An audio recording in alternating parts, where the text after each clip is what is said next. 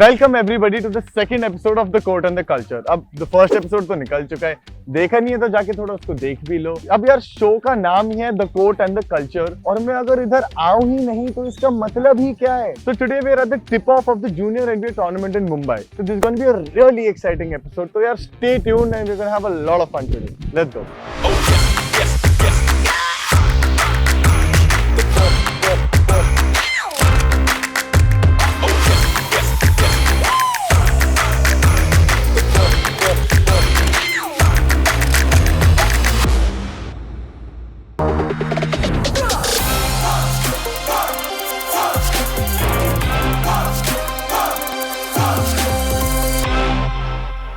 Okay, so we're going to start with who's your favorite basketball player?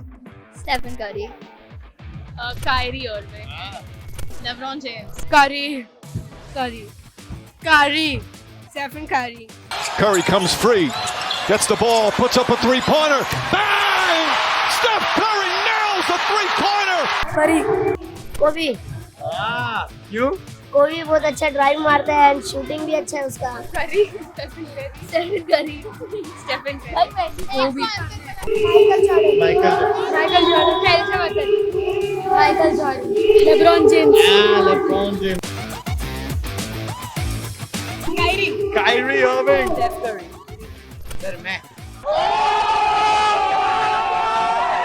I want to know what made you all start playing basketball. So basically, it was first my friends, but now we play together, and I really love the game.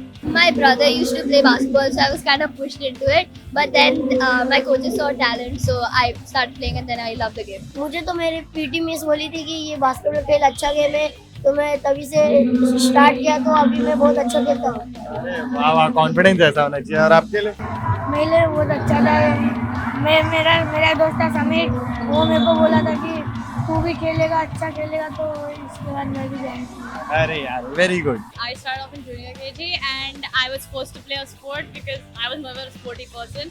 And all my friends like Sia and another few guys, they all used to play basketball. So my mom was like, go play basketball with us. So I just started. Mummy, I was in first grade when she forced me to go to basketball practice. And then you liked it. Yes. How much do you like it now? Very much. A lot. I was forced to play because of my height. On the selection day, I was going for badminton with, but then my friend said कि badminton में बहुत भगाते मत जाओ। तो basketball में तो भागते काफी है। हाँ, तो ये बताया नहीं था उसने। वो बाद में पता चला, फिर अच्छा लगने लगा बास्केटबॉल। मैं घाटकोपर में रहता था, तो घाटकोपर में बास्केटबॉल का थोड़ा ज़्यादा क्रेज है, तो मैं जूनियर खेल से स्टार्ट किया है, तो मैं खेल रहा हूँ, तो मेरे कोच बैठे। तो सर, मुझे आपसे पूछना है कि बास्केटबॉल स्पोर्ट के बारे में आप थोड़ा बता दो। Basketball is one of the talent game.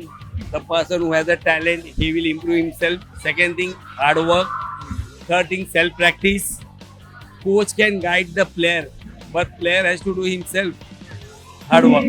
अभी अपना पॉलिसी क्या है, मेरा टीम जाना चाहिए, हर कोच को चाहिए कि मेरे बच्चे अच्छा जाना है, मेरे बच्चे आगे जाना चाहिए, मेरा स्कूल का नाम आना चाहिए। अरे चीटिंग करके कोई भी जाते, अगर जिगर है तो मर्द जैसा खेलो, मर्द बनो, otherwise you are not hero, you are zero. अरे sir, totally agree to this. Totally, क्या line मारी? Thank you so much. So now my question is, see, every player has like a pre-game ritual, right? Like you have something lucky you wear. Like I used to have these lucky socks. So like if I got through semis and finals, after finals my socks would be really stinky. But they were Kyrie socks so I used to wear them, so every player has something. So I want to know what's it for you all. रास्ते में जो मंदिर आता है उसमें भजन करते आते हैं हर दिन। सारे कृष्ण सारे भगवान। Hallelujah. So I did have like a rubber band I used to wear, but now I don't do that. Now I just like as soon as I get on the court, I have to like be active on the court. I can't just walk around on the court, otherwise it's like messed up game. मतलब मेरे पास में एक चड्डी था blue colour का, कोई पहनता था तो हम लोग फाइनल तक लग जाते थे। अरे वाह वाह वाह। We also do a prayer before games, so we always do the prayer and then we go play. मैं मेरे favorite पैंट पहनता था। स्कूल के जर्सी मिली थी, लेकिन मैं खुद की पैंट लाता हूँ। सबसे कंफर्टेबल सॉक्स है मेरा एक pair, I wear that one. That's why I just pray and play. For pre-games, I usually pray because I think that's the only thing you need. पहले तो मैं मैच खेलने जाता था, अपने कोच को प्रणाम करता था, फिर लास्ट बास्केट डाल के टीम के साथ विन बोलकर मैच खेलने जाता था। मैदान पे छूना और बाद में खेलना. I feel like as a team we have a pre-game ritual. We all stand around our coach with a basketball in the center and we all pray with our feet touching. So that just works out for every game. भगवान को prayer. Lucky shoe. We should scream, they're not like us. They not like us. They not like us. And now I want to ask you all, like, what's your favorite, say, move?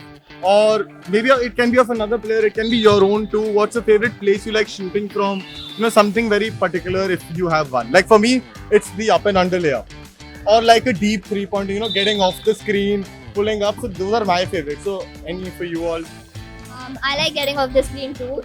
These people usually give me the screen, and if they roll properly, then I'll pass it to them. Otherwise, I take my own shot. Behind the back. Yeah. I like layups, but my favorite layup is a Euro step. It's so cool. It's just so cool.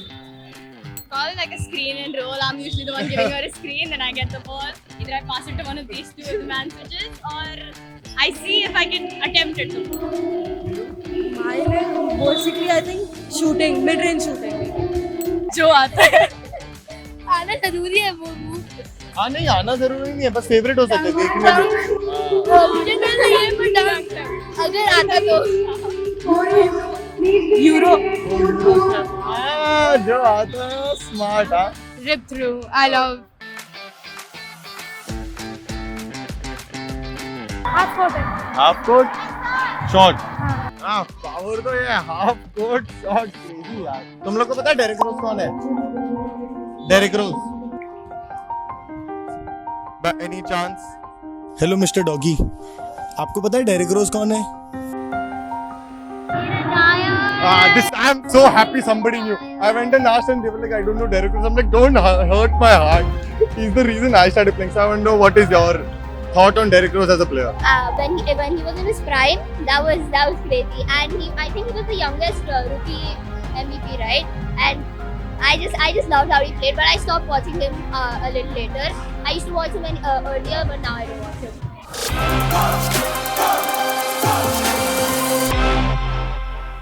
Yes, I get it. Derrick Rose has retired and I should get over it. But you know what? No, I don't want to get over it because the love and the passion this man had for the sport was just beautiful to watch. And that's the same passion Kobe Bryant had, which is why when Derrick Rose announced his retirement, the full fraternity gave him his flowers and gave him all the love, and he deserved every single bit of it. And you know what Derrick Rose did? He sent out 16 roses to people who affected his career the most, from Phil Jackson to 4 of his best friends to trainers who trained him and so many other people. Now, he just didn't do that. He even paid tribute to the cities he played in by running an ad in their local newspaper. This man does every single thing with so much meaning, which is why I and so many other fans love him, love him to death. He's the reason I started playing basketball, and I'm pretty sure so many others did. But the actual people thanking Derrick Rose should be players like Anthony Edwards, Tyrese Halliburton, who are earning big money in their contracts. But how are they doing it? It is all because of the Derrick Rose Rule. Now, let me tell you what the Derrick Rose Rule is. Now, in 2011, when Derrick Rose won the MVP, the NBA came up with this new rule which rewarded these young superstars who outplayed their contract. And what the Derrick Rose Rule implied is that they could get actually a 30% increase in their extension. That is why Tyrese Halliburton, Anthony Edwards are getting $40 more million. It's not a joke, and this is all because of Derrick Rose. But there are certain criteria they have to meet. So the criteria are: 1. Become the most valuable player in the past 3 seasons at least once, or get the All-Star nod twice from the fans, or become Defensive Player of the Year at least 2 out of the last 3 seasons or the previous season itself. And the same logic goes by getting selected in the All-NBA team, either your previous year or 2 out of the last 3 years. So you have to meet one of these criteria to be eligible for the Derrick Rose Rule. Man played such a dominant rookie contract that they literally had to make a new rule to benefit the young superstars coming, in the future of NBA. So hats off to you, Derrick Rose. And, honestly, thank you from the side of Anthony Edwards, Tyrese Halliburton, and so many other players who've benefited because of you. And actually Nikola Jokic also was going to, but what happened was by the time he got eligible, he had already signed an extension a year prior, which is why he just missed out. And one more fun fact, now that I'm talking about Nikola Jokic, that he usually puts his wedding ring between his laces. And that he does it because he used to keep losing it and he used to get it from his wife. But now what they did is his new shoe, Nikola Jokic's new shoe, has a pocket on the tongue of the shoe in which he can keep his ring safe, because I think he's already lost one or two. So the third one he goes, I think his wife will be like, enough of horse riding, you come sit at home, enough of NBA. And you know, obviously Luka Doncic though has to be eligible for the Derrick Rose Rule. But it is in the next season, but he's just not eligible for the max extension. He is eligible for the super max extension. Now this super max extension can make Luka Doncic earn up to $70 million a year, about 587 crores.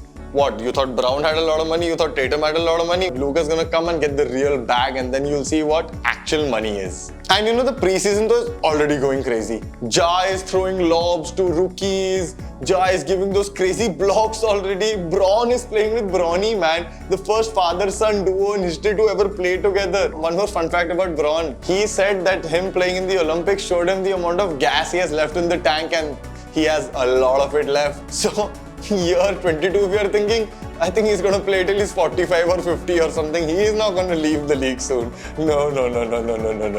And you know what was Russell Westbrook's debut points as a Denver Nugget? It was a three-pointer.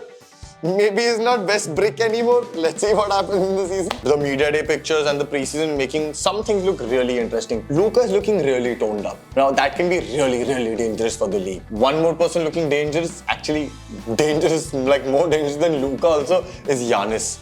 Giannis is looking like a mean beast. Like, I don't know, he's not talking much, but I can just see pictures. He's looking dangerous. Like, I'm honestly scared. Like, I'm worried that he's looking that dangerous. I feel he's gonna come and drop some bomb nobody's ready for. Like, I think the NBA is not ready for it. Even Brown, actually, Jaylen Brown, obviously, I think not getting selected for the Olympics really clicked something in his brain. Even he's looking really jacked. And you know, they asked Draymond, you know, in an interview that how is he going to be playing with Clay, you know, playing against the Mavs and playing against Clay. He's like, I'm going to run through his chest. That's the same thing Kobe said when they played against Pau Gasol, you know, in the Olympics. So Draymond's trying to copy that. I don't know, but anyways, let's see if he runs through Clay's chest. It's very possible, though. I will not be shocked. He can choke him, he can slam him. Draymond can do anything. So let's see what happens there also. So by the time you guys watch this video, there'll be 2 new shows on the NBA out already. One is an ESPN original called Clutch, covering the last year's playoffs. And you know, Starting 5 will also be out, you know, covering the lives of Braun, Tatum, Butler, Domantas, Anthony Edwards. So seeing their regular season, so now you have a mix of regular season and playoffs in a show. I'm going to be watching it. You guys also should. It'll be really interesting. All this part is done, right? Now let's come to my bonus segment, which is the music one. Let's see what I'm listening to this time and how can we divide into pre-game and post-game. So first we have Khud Se. Khud Se is a pretty upbeat song. Like, I would definitely put it in pre-game, okay? So now Phineas has released a new album. Phineas is the brother of Billie Eilish, the one behind all her songs. So Phineas has released an album which is just beautiful. Like, I cannot pick a song. Like, if I really had to pick a song right now, I would pick this song called 2001. But honestly, it's a very tough fight. Like, I'm still deciding what to pick, what not to pick. But the whole Phineas album goes in post-game. The whole album. You sit when you're done with your game, listen to it going back in the bus, going back in your train, going back anywhere. It's a beautiful album. Give it a go. And Backseat. Backseat is a beautiful song. Listen to it whenever you want. Pre-game, post-game, whenever you want. A beautiful song, very catchy. Very amazing. So thank you all for watching this video. I hope you all enjoyed it because I really enjoyed asking these kids these questions. It's really good to see, you know, initiatives like this for basketball in India. So thank you all for watching, and there are so many more episodes we're going to cover in this show, The Court and the Culture. So stay tuned, share it with your friends and comment down below, and let's keep this journey going on. Thank you so much.